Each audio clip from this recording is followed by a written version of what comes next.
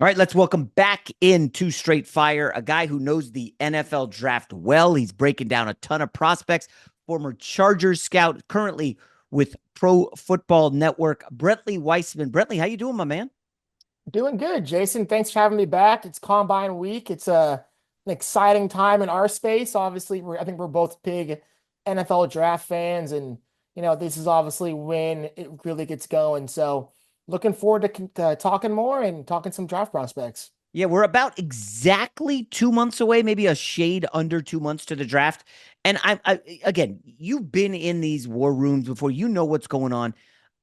One thing I'm starting to notice is certain prospects are not getting mentioned. Guys we talked about all season, and all of a sudden there's crickets on them. And we hear a lot of other stuff about fast rising prospects. I mean, how much of this has the misdirection started already? Are we hearing hype about certain guys to take us off the scent of others? Are guys playing that game already, or is it too early for that? I think it's a bit too early. What I call this, I call it draft fatigue. And what I mean by that is it's when we hear the same names really starting right after the previous year's draft in May, so May 2024, we're hearing about Ginty, we're hearing about Cam Ward, Shedeur Sanders, all these players, Abdul Carter, Will Johnsons of the world. And over the time, we just get tired of hearing their names. We get tired of saying their names. And so the overall draft media, it's called draft fatigue. And so we search and yearn for adding and finding new players, right, to really kind of lift up, just to create some spark, some conversation. I'm seeing that now in this quarterback class. I mean, the amount of friends I've had text me this week, like Tyler Shuck from Louisville, has Really? been ridiculous. I mean, yeah, people are blowing him up. People are saying he's going to be a second round draft pick, Second round. Oh, come on. second round draft pick. Come on. But you go 2 months ago, people probably haven't heard his name. Yeah. And so I think there's a mix of just some fatigue, some desire, and trying to get some new names up there. Mhm. But I think a lot of that's going to kind of clear itself out as we get closer to the actual drafts. It's interesting. So last year, I was bullish on Sam Hartman out of Notre Dame being a Brock Purdy type guy, late round pick, and it kind of didn't come to fruition. Um, I wonder if that's going to be the case with some of these quarterbacks that we keep hearing about. Listen, we had Daniel Jeremiah on last week, and I know everybody likes Jackson Dart now, and it's like, okay, I fell for that bit with Matt Corral. And you look at Corral and you're like, oh, he did well in that system. And Jackson Dart, I know he's got the pedigree and big time recruit coming out of high school, but again, that system's great. And I don't know, I'm just not buying it. The name that I'm really focused on, who is sliding down draft boards, which is inexplicable to me, is Jalen Milroe out of Alabama. I mean, if you watch the Oklahoma game, he was awful. Like, I'm surprised he didn't get benched in like the third quarter. It was that bad. And he had another game that was pretty rotten. But at his height, you know, I mean, he looked like in the first half against, I believe it was a Georgia game. You watch him, you're like, that's a top five pick. He was against the Georgia defense. But again, it's a body of work. Milroe apparently off the field is like a Boy Scout, essentially, just a Yeah. great human being, great background. I just wonder, is he going to be the mystery man of this draft, sneaking into the top 10? We know there's a lot of desperate quarterback teams. Do you see him as a first rounder? I don't. I don't. Mm. I think Jalen Milroe, he had the opportunity out of any of these quarterbacks to really elevate himself at the beginning of the season, and he just simply didn't. His play was highly inconsistent. The accuracy wasn't there from game to game. I mean, obviously the Oklahoma game speaks for itself, but there was other games in which he was missing a lot of passes that he shouldn't be missing. Going back to the Michigan bowl game, I mean, that was Yeah. atrocious. I mean, Oh he was gosh. awful in that game as well. But for me, the Milroe thing, I wouldn't want to take him in the first round and bet my career on him ever taking that next step. Right? The Colts just did that with Anthony Richardson, and those two players, in my opinion, have a very similar skill set. And obviously, yes, if they hit that skill set, we're talking a high-end dual threat quarterback, a quarterback that can make plays with both his arm and his legs. I think he has all the intangibles, but the risk is just too high for me to take him in that first round. I don't see a player that has any sort of floor. I think, if you miss on him, he's out of the league in 3 years, right? That's where I see Jalen Mm. Miro. The player that I think, can really help himself that this week, Quinn Ewers out of Texas. Yeah, He's a player that, look, I mean, obviously he entered the year with a ton of hype, right? And he may not have played up to that level, but this is a player who's a former five-star recruit, a highly productive quarterback at Texas. I think he's a very natural throw of the football. And especially this week in Combine Week, when Shedeur already said he's not going to participate. We don't know about Cam Ward if he's going to throw. probably not. Probably not. Probably not. I wouldn't house him either, by the way. Right, right. And so you're going to have Quinn Ewers, who is the prototypical 7-on-7 quarterback. He is everything you want from the arm in what he's able to do with his arm. He can layer the football. The ball jumps out of his hands. He's an accurate passer. I think one of the storylines of leaving Indy is, oh, did we just all forget about Quinn Ewers? Yeah. And I think he's going to elevate himself more into that. I mean, right now people are having him go undrafted, which is No. insane. Insane. Undrafted? Undrafted. That's crazy. I don't know. Maybe you're I, looking at the wrong people, bro. I, Undrafted? undrafted. And I think he's going to work his way back into that lower kind of back end third round, early fourth round range. And I think that will be a good landing spot for him. I mean, how soon we forget Kenny Pickett went 20th overall of one good year at Pitt. Like, how about this? Let's go keep on quarterbacks. I know it's like cool to put anyone other than Cam Ward or a quarterback or Shedeur at one because, easier to get clicks if you don't put a quarterback at one, right? Let's be real. All these people who don't have quarterbacks at 1 and 2 are going to have them there when there's 3 weeks to go. Okay. We know it's a quarterback league. The Titans do not have a quarterback. You can't take a defensive end. Cam Ward's going to go 1 or 2. Shedeur will go 1 or 2. The Browns need a quarterback. It's obvious. I don't know. I think people are trying to overthink the room. Are you with me on this? They're not the best players in the draft, but they'll go 1 and 2. Yeah, I think it's an interesting case. I think you could certainly make an argument for both of them to take quarterbacks. I do think, the Titans general manager speaking at, the interview and the generational prospects and all I that heard stuff. that. Yeah. I don't know how much stock I'm putting that on, honestly, in that statement. Look, I think the Titans are more likely to take a quarterback than the Browns. I think the Browns need to just really bottom out. I'm not sure they're in a position to They can go really further down. How could it get worse than this? I just think they need to get to a spot where once they're closer to getting Watson off their books, that's when it makes more sense to kind of take that younger quarterback because then they can really build around him. Because right now they can't even build around a player they draft because they have so much money tied into Watson. So for me, with the Titans, if you take a quarterback, whether it's Cam Ward, I think it would be Cam Ward if they take one. I think Cam Ward is better than Shedeur. Yeah. And you bring him in, you get rid of Levis. I know the coach today said, he'll be competing with whoever we bring in. I don't buy that at all. He'll be cut or traded, right? And so I think if you're the Titans, you take Ward, put him in the division with Anthony Richardson, C.J. Stroud, and Trevor Lawrence. I mean, you can make an argument in 2 years, the Titans can compete. Now, again, I don't know if the Titans are staying at their draft board, have Cam Ward as a top 5 player. If positions weren't taken into account, where does Ward stack up?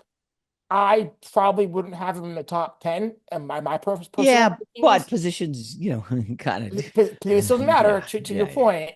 And so I do think it's going to be a tough debate.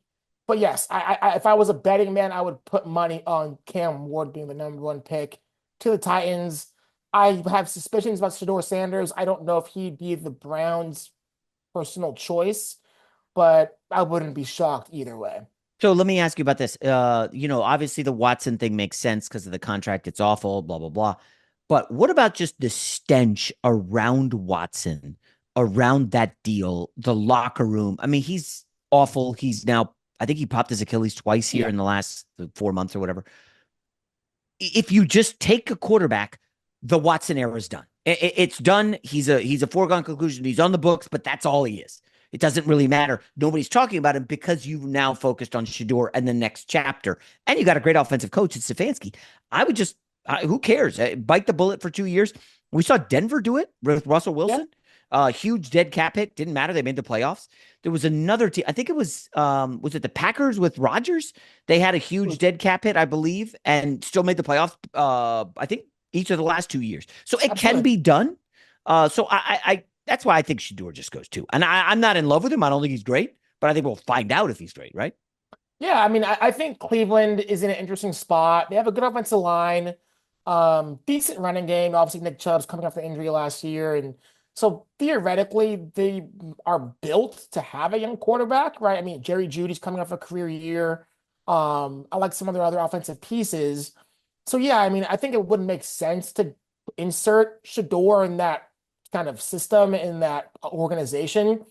I think the Miles Garrett cloud is really lingering here. Mhm. You know, if he really is going to demand a trade and under no circumstance come back, I'd have a hard time not taking Abdul Carter at two, trading Miles Garrett, accumulating a ton of picks for 2026, where you could have, everyone says Archie Manning, but I like Nico out of Tennessee.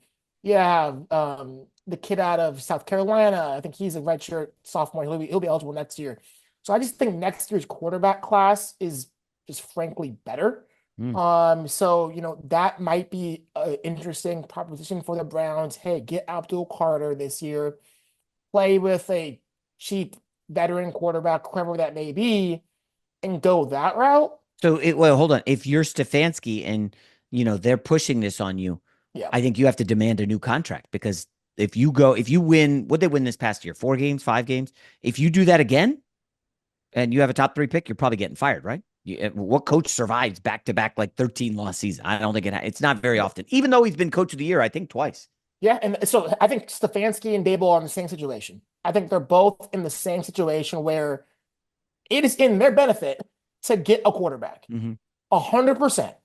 It is in both of their best interests to get a quarterback, whether that's in the draft, whether that's obviously the Stafford rumors with the Giants. But I think both of those head coaches want quarterbacks. Now, if you're Andrew Berry, right, and I feel like he has a little more leash than Stefanski, and I don't know why. I think Stefanski's a good coach. He's great. Yeah, I think he's a good coach. I would again not force it on Shedeur because again, I just don't think he's worthy of that pick. Yeah. But again, yeah, if you're Stefanski, why would I want to be a lame duck? I don't want to be a lame duck head coach. I Yeah. mean, I'm not gonna let the Browns do me like that, especially when I've been dealing with the Watson stuff, and everyone always said that Watson stuff really came from the owner, right? I'm not even sure Stefanski really wanted Watson in Yeah. the first place.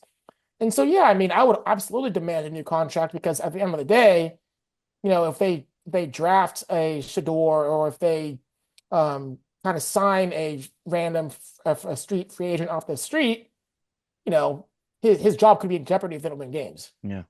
Let me ask. So, where do you fall on need versus talent? Let's say it goes quarterback, Abdul Carter to the Giants Mhm. at 3, and the Giants get Stafford or Rodgers or whoever. Sure. So the Patriots are at 4. They desperately need an offensive line. I believe they had the most different offensive line combinations in the league. Drake May got murdered in the pocket. They need a tackle, but a guy like Travis Hunter, this generational talent, I'm not buying that by the way.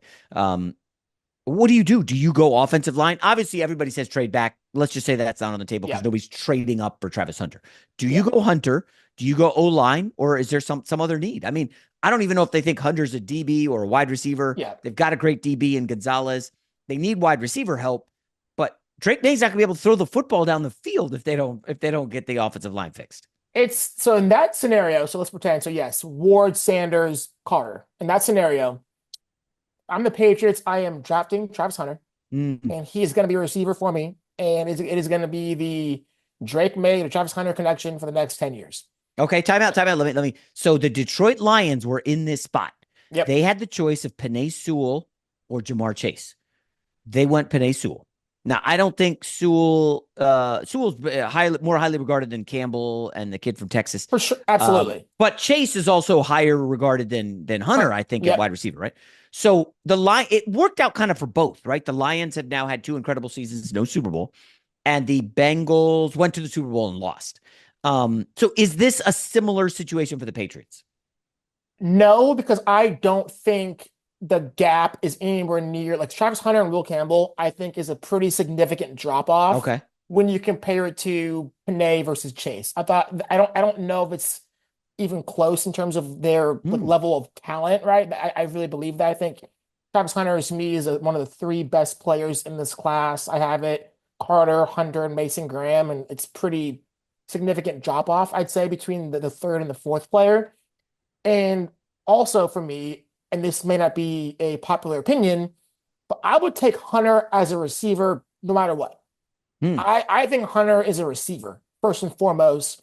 I don't think he's a corner who you give him 20 snaps on offense. I think his best value to an NFL team is at receiver.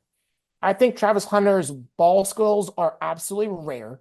We're looking at a rare, explosive athlete with the quick twitch to create separation and do all these things after the catch. I just think he's an impact day one, 1,000 yard, 10 touchdown receiver. And we know in this league, good offense beats good defense, 9 out of the 10 times. And so I think for one, he's a receiver. And if you're the Patriots and you do need both receiver and tackle help, I do think the gap between Travis Hunter and Will Campbell, as an example, is pretty significant. So I would have to take Hunter in that position. Hmm. Now, again, let's say Hunter's not available, then yeah, I think you definitely take Will Campbell and you Yeah. call it a day because you need to protect Drake May. All right. Running back class is strong. Yeah. I see your Oregon Ducks pennant there in the background.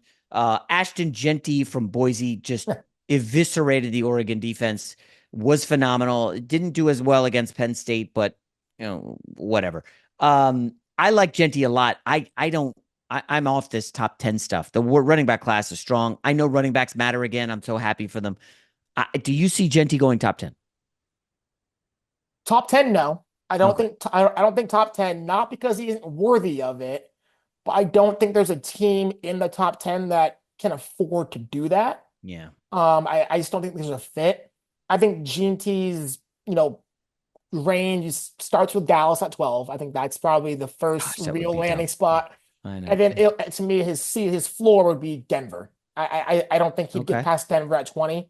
To me, that's his range from 12 to 20. And I think any team that would pick him in that range is getting an absolute home run. And Mm. I know running back, and I'm very again, I'm a running back guy. I'm happy that they're getting respect again.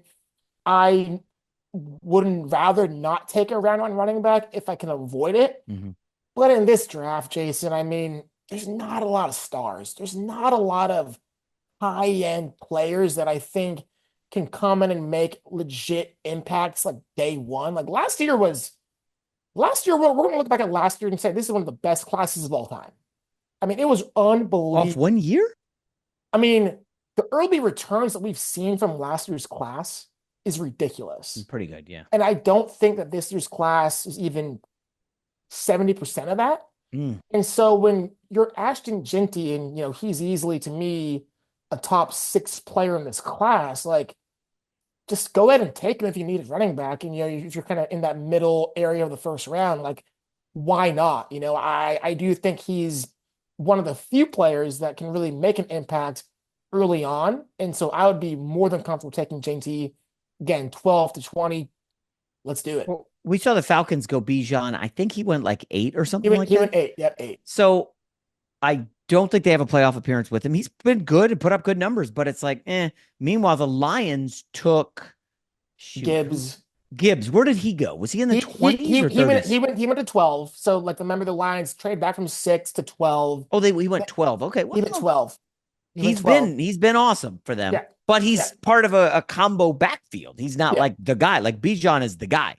Um, I don't know. I even Dallas getting Genty seems weird. All right, we can wrap up with this. I want to reference Oregon again. Your guy Dylan Gabriel, Yeah. just a tremendous season. Do you think he gets drafted?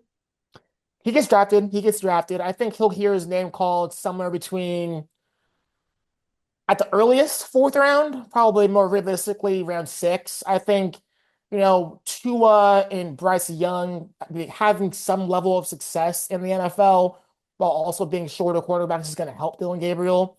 I think Dylan Gabriel, what he's done over the course of his career, not just at Oregon, but over the past 6 years, very accurate, good decision making, outstanding leader. I mean, everyone loves him. It's crazy all the things I've heard about him, just being the heart and soul of a Ducks team that he joined, in February, right? Like he's rare in intangibles, and I think once the coaches get involved in the interviews and things like that, which happens in the combine, he's gonna shoot up the boards. So he won't go ahead of someone like a Milrow. Like Milrow will go ahead of him, but like, Oh, listen, sorry, I think Milrow's probably going to go first round, but I know that's crazy. Let me get Will Howard yeah, or Gabriel, who goes first? Will Howard. Okay, so here's the funny thing. Before that playoff run, when they look like a totally different team, no way. I don't even think Howard gets drafted. He did not have a good season. If you But in were the playoff run, 100%, man, watching Will Howard versus Michigan, I thought, I mean, yeah. this dude, he was awful. Well, And he then, might have yeah, been I mean, concussed. Remember, he took yeah, that hard true, shot early. true. And he was good against, I mean, I was at the game in Eugene. He played good against the Ducks, even when they lost. Well, Um, he did screw up the ending. I don't. I mean, that depends that's who you you ask. can't as a fifth year quarterback. That was That was brutal. But in terms of throwing the ball, I thought he played well. But Will Howard to me, I mean, him and Riley Leonard, those two players and what they shown in the playoff stretch, I mean, incredible intangibles, incredible competitiveness. I think Will Howard really, in terms of the way he passes the football, really made him a lot of improvements in the playoff. He threw with much more touch, better accuracy across all levels of the field. I mean, he was leading Uh, for like 90%. oh, 100. But I mean, I I don't know. How about this last one? yep, You mentioned him, the Notre Dame quarterback, Riley Leonard, yep. Gabriel, or Howard. Who do you think goes higher? I think it's gonna go Howard, Gabriel, Riley Leonard in that What order. you think Leonard's fallen that far? I think Riley Leonard had the worst season out of the three. Yeah. I don't think he's a natural thrower of the ball. Riley Leonard to me, like draft him in the seventh round and do the tush push all day long. Oh, Like to me, come like, that would on. be That's like an harsh. ideal roster spot for Riley Leonard is draft him, be your third string, and tush push all day long. Like that's a great investment. So it's funny. Well, it's not funny, but the Duke situation ended, right? And he goes to Notre Dame Yeah. and he had a surgery, I believe, with Duke.